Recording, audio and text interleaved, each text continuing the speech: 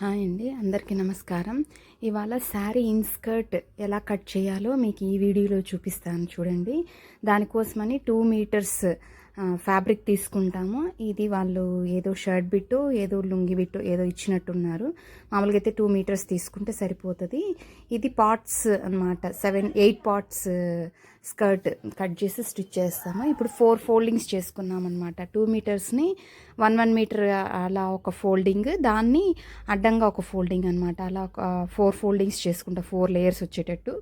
కింద ఖర్చు ఉంటుంది కదా, అది కింద దాన్ని ఒక స్ట్రైట్ లైన్ గీసుకుంటామన్నమాట. ఎందుకంటే అది హెచ్చు తగ్గులు ఉంటాయి కాబట్టి అది మొత్తం కట్ చేసి తీసేస్తాం. గీసుకున్న తర్వాత మార్క్ చేసుకున్న తర్వాత కట్ చేసి తీసేస్తాం అనమాట. తీసేసిన తర్వాత ఇప్పుడు ఇది మొత్తం 8 పార్ట్స్ ఉంది.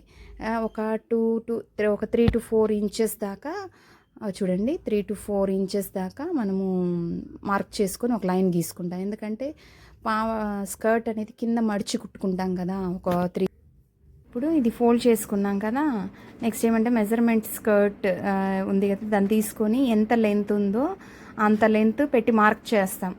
మార్క్ చేసిన తర్వాత చూడండి ఎలా మార్క్ చేస్తున్నాను, ఎంత హైట్ ఉందో అదే లెంత్ అయినా హైట్ అయినా ఒకటే, కరెక్ట్గా దానికి మార్కింగ్ చేసుకుంటాం. ఎందుకు కరెక్ట్గా మార్కింగ్ చేసుకుంటామంటే తర్వాత పైన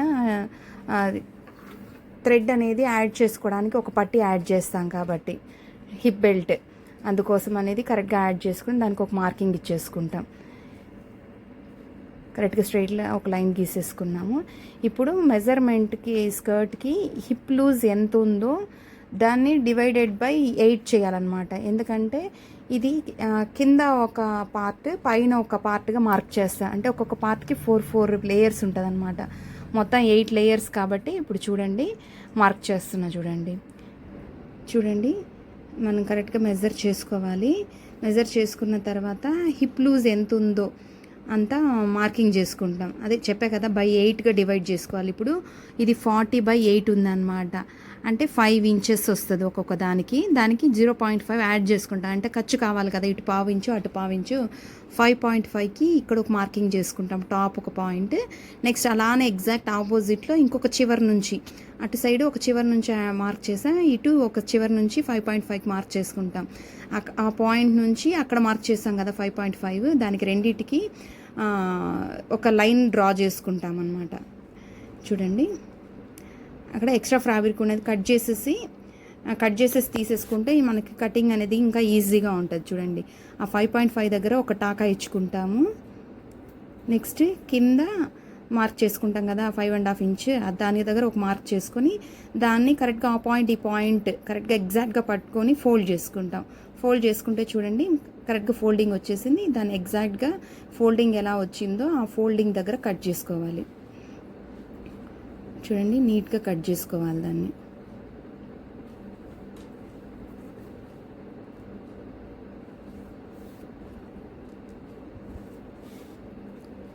కట్ చేసుకుంటే మొత్తము 8 లేయర్స్ అనమాట. ఒక సైడ్ వచ్చి 4 లేయర్స్ అనేది పీసెస్గా వచ్చి ఉంటుంది, ఇంకొక సైడ్ 4 లేయర్స్ అనేది జాయింట్గా వచ్చి ఉంటుంది. అంటే ఆ 4 అనేది 2 పార్ట్స్గానే వచ్చి ఉంటుంది. ఇప్పుడు చూడండి డివైడ్ చేస్తాను. డివైడ్ చేసేదానికి ముందు మనము అంబ్రెల్లా కటింగ్ లాగా చేసాం కదా, పార్ట్స్ లాగా అనార్కలి టైప్ ప్యానెల్స్ అనమాట, అనార్కలి ప్యానెల్స్ లాగా కట్ చేసాం. కరెక్ట్గా ఆ హిప్ దగ్గర నుంచి ఎంత పొడవు కావాలో అంత పొడవు చుట్టూ మార్క్ చేసుకుంటాం. ఎందుకంటే ఒక సైడ్ అనేది కొంచెం కిందకు ఉంటుంది అనమాట. చూడండి మార్క్ చేసిన విధంగా ఒక 1 ఇంచ్ డిఫరెన్స్ వచ్చింది, అది కట్ చేసి తీసేస్తాను. అంతే అండి పావాడ కటింగ్ అనేది. దాన్ని ఇప్పుడు ప్యానెల్స్ లాగా ఓపెన్ చేస్తే మీకు పావాడ అనేది ఎలా వస్తుందో చూపిస్తాను. చూడండి మొత్తం కట్ చేసేసుకున్నాం నీట్గా.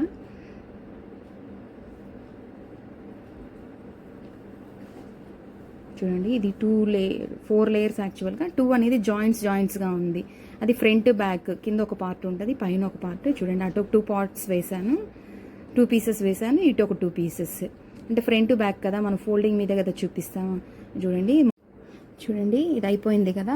నెక్స్ట్ ఏమంటే హిప్ బెల్ట్ కోసం అనేది మనము మెజర్ చేసుకుంటా. హిప్ లూజ్ ఎంత ఉందంటే మెజర్మెంట్ స్కర్ట్లో 40 ఇంచెస్ ఉంటుంది, దానికి +2 ఇంచెస్ యాడ్ చేసుకుంటా. ఎందుకంటే అటు ఇటు ఫోల్డ్ చేసి స్టిచ్ చేసుకోవాలి కాబట్టి చూడండి, మార్క్ చేసుకొని కరెక్ట్గా అక్కడికి కట్ చేసి తీసేస్తామన్నమాట. దాన్ని స్టిచ్ చేసేటప్పుడు మొత్తం నీట్గా జాయిన్ చేసుకున్నామంటే నీట్గా పావాడ అనేది రెడీ అయిపోద్దండి. చాలా ఈజీ ఈ టైలరింగ్. దీంతో చాలా ఈజీ అయిన వర్క్ ఏమంటే ఇన్స్కర్ట్ కట్ చేసి స్టిచ్ చేయడం అనమాట.